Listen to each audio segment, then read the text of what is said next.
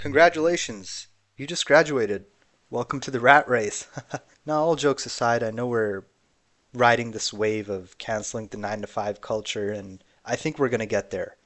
But for now, you just graduated college, and I think it's important to be able to utilize that as a resource for yourself. You have something that you can fall back on. You have something that can be a means to get your foot in the door and make some great money while you plan out the other stuff in your life that's going to help you go forward. Maybe you want to be an entrepreneur, maybe you want to do YouTube or whatever the heck you want to do. I think having that big boy or big girl job is the first step to be able to kind of stack that cash, and then you exit out of there whenever you feel like it's right for you. Or maybe you like it. Maybe you want to stay in the corporate world, and that's fine. Whatever works for you, you got to figure that out for yourself. Speaking on what works for you, I think that's where we start. So you have this piece of paper in your hand, graduated college, have your degree. What do you want to do? And I think that's something that you have to sit down with yourself and really ponder on.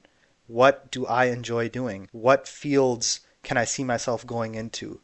I mentioned this in my previous video. Your major is where you start, it's not where you end. So you could major in biology and you can work in finance. You could major in English and you can work in tech. You might have to take extra steps, of course, but there's some things you can do that can help you accelerate that process for yourself. You could take career quizzes, you could speak to people that are in the field. Maybe you have a friend that works in the field that you're interested in, or you have a college professor that you're still in touch with. Reach out to them. Get an idea of what you're walking into. After you've done that, of course, the first part is making sure that you have a good resume. So you figured out what you want to do, work on your resume. Your resume should be something that I recommend in PDF format. I think Word is starting to get phased out. A big reason for that is because when you save something in Word and you view it on your mobile, it kind of chops up the formatting. In PDF, it kind of locks that framework. So regardless of where you view it, it's going to have consistency across all platforms. So in your resume, you want to make sure you're using good font. Don't try to get too crazy with colors and stuff like that. Add a little bit of color. That's what I'd say. I had a professor that once told me that he rejects every resume he gets if there's not an ounce of color because that shows that the person has no care for even bothering with a little bit of creativity. So add a tad bit of color. A big important thing that you want to do here is quantify your achievements. Let me ask you a question. What sounds better? If you say, I managed a team of 4 people, or liaised with 4 team members to accomplish 20% of our monthly budget. See that 20%? That's that keyword right there. We hear about keywords all the time. Whether it's YouTube, whether it's selling something online, there's always that keyword that gets you that click, that gets you that impression. You got to create that on your resume as well. You can reach out to people that are in your field, and a lot of them can be friends online, and that's a big part too. LinkedIn. I think LinkedIn is really important if you're just entering the workforce. Create a good LinkedIn account. Make sure you have a nice profile pic. For your background, I recommend put like a city skyline, especially if it's a city you live in. My LinkedIn has my Chicago skyline on it because I'm from Chicago. So maybe you're from NYC, maybe you're from Boston. Add a skyline backdrop. Create a little bio for yourself, a little summary of what you've studied, what you want to do, some of the skills that you have, and some technologies that you might want to work with. Maybe you want to work with SQL or Python, or maybe you want to work on particular types of projects. You're interested in reusable energy, whatever. List that all out there. And as far as the little bullet points with your experience, like volunteer work and stuff, try to break those down. Add what you did with each individual step along the way. So you got your LinkedIn in check. You got a nice solid resume. You got to start applying now. And this is a thing that I actually experienced recently. It's going to piggyback off of having that good LinkedIn account, is you can actually work alongside recruiters and send them job listings so they can reach out to the employer of your choice for you. It's not always about the recruiter reaching out to you about roles. If you have a role that you like, send that to a recruiter, send that to someone that you're connected with on LinkedIn that can perhaps knock that door down for you, and they can introduce you to the hiring team, and it's going to really make things a lot smoother for you. You have to, of course, research the company. I mean, if there's a company that goes against certain standards of yours or might not align with where you want to see yourself going in the future, then don't just apply for the money.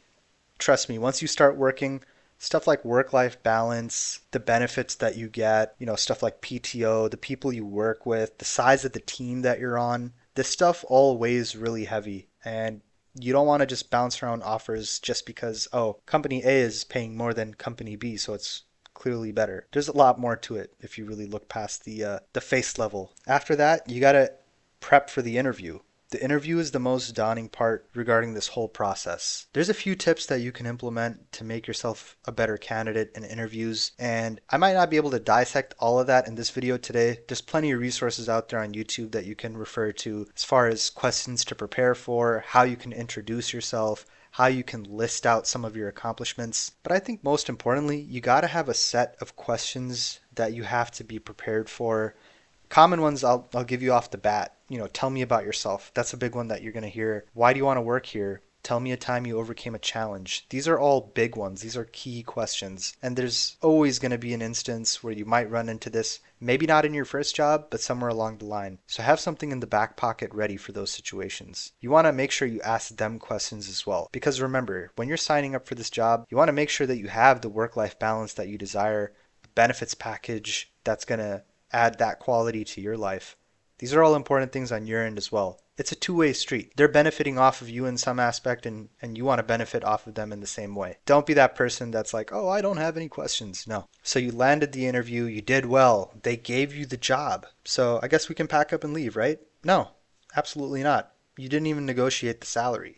Negotiating the salary is the next step of the process, and I think it's a part that a lot of people leave out. I'm guilty of this. There were plenty of times where I could have negotiated a salary, but I needed the job. It was something that felt like a good movement for my career, and I figured, hey, let's go with it. Always negotiate a salary. When the topic of salary gets brought up, you can say something like, I'm looking for something between the range of X and Y. What's your range? You don't need to make it overcomplicated. You don't need to talk about, oh, well, the market says this, and, I've seen other people make this. No, just leave it sweet and simple.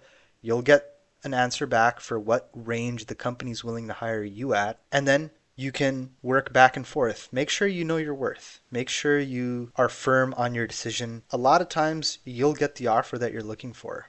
If it's something that's an absolute deal breaker, like, for example, if you absolutely cannot settle for something less than like 80K yearly salary, then just look for another job. There's other opportunities out here. You've ran the course one time, you can replicate that process and do it again and again. If you don't get the job, plenty of other opportunities out there. Every no gets you closer to a yes. You got to look at it like it's not rejection, it's redirection.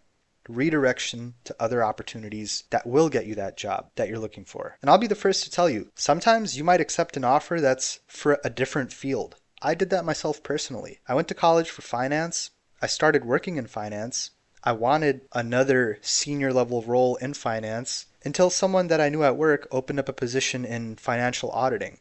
I kind of made that switch. It was not something I wanted in life. I figured, hey, let me roll the dice and see how it goes. And it's actually been pretty fun. I get to essentially travel for a living and validate information. So not bad. So tying back to all the stuff I mentioned, networking, making sure you have a good resume, reaching out to peers, nailing that job interview, make sure you keep this entire process organized. Make sure you don't mix out jobs. If you're speaking to someone about one opportunity, make sure you don't have person B in mind. You can use stuff like Google Calendar, Apple Calendar. Apple Calendar works best for me personally. I could just open it up on my phone, make updates.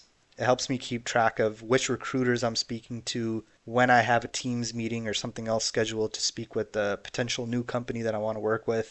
Of course, don't be harsh on yourself. The job market is in a really weird spot right now. It's not just tech. It's affecting my side of things too. Finance, roles are scarce. Companies are being really picky. I think COVID really shook stuff up, and we have this weird phase of like, oh, it's remote, but then it's return to office, and stuff is a mess everywhere right now. But don't let that discourage you. When the right opportunity comes along, you'll know, and you'll be thankful that all those other opportunities that you really wanted didn't come your way. I believe in you. You got this. So those are some of the things that helped me in my search for work, and some of them I didn't really prioritize until later on and kind of learned my lesson that way. And I hope you guys can take some wisdom from that and implement whatever works best for you. I want to hear from others in the comments. What are your guys' thoughts? What are some things that have helped you land that job out of college, or are you in that process? Are you looking for something? I hope you really find what you want and learn and meet different people along the way. I want to thank everybody for taking the time to watch that quick video. My name is Sam Sagar, and I'll see you guys in the next one. Take care.